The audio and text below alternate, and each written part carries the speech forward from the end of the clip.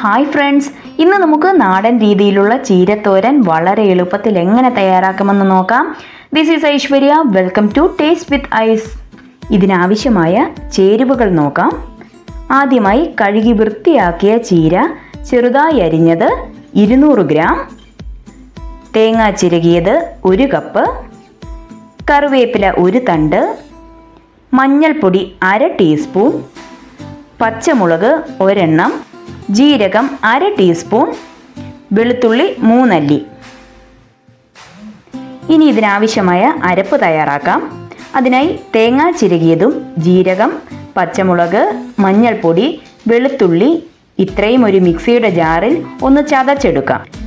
ഇത്രയുമായി കഴിഞ്ഞാൽ ഒരു പാൻ വെച്ച് കൊടുക്കാം. ചൂടായി വരുമ്പോൾ 2 ടേബിൾ സ്പൂൺ എണ്ണ ചേർത്ത് കൊടുക്കാം. ഇനി ഇതിലേക്ക് 1/2 ടീസ്പൂൺ കടുക് ചേർക്കാം. കടുക് പൊട്ടി വരുമ്പോൾ കറിവേപ്പില ചേർക്കാം. കൂടെ തന്നെ ചതച്ച തേങ്ങയുടെ അരപ്പ് കൂടി ചേർത്ത് നന്നായി ഇളക്കി കൊടുക്കാം. ഒന്ന് ഇളക്കി യോജിപ്പിച്ചതിന് ശേഷം അരിഞ്ഞു വെച്ചിരിക്കുന്ന ചീര ചേർത്ത് കൊടുക്കാം. ഇനി ഇതെല്ലാം കൂടി നന്നായി ഇളക്കി കൊടുക്കാം. ഇനി ഇതിലേക്ക് ആവശ്യത്തിനുള്ള ഉപ്പും 3 ടേബിൾ സ്പൂൺ വെള്ളവും ചേർത്ത് കൊടുക്കാം.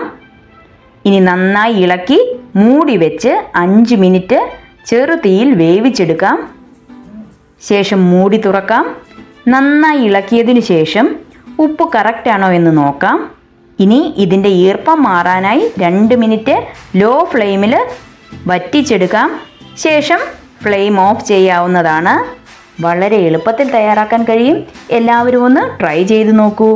വീഡിയോ ഇഷ്ടമായാൽ ലൈക്ക് ചെയ്യാനും സബ്സ്ക്രൈബ് ചെയ്യാനും മറക്കരുതേ. മറ്റൊരു റെസിപ്പിയുമായി വീണ്ടും കാണാം.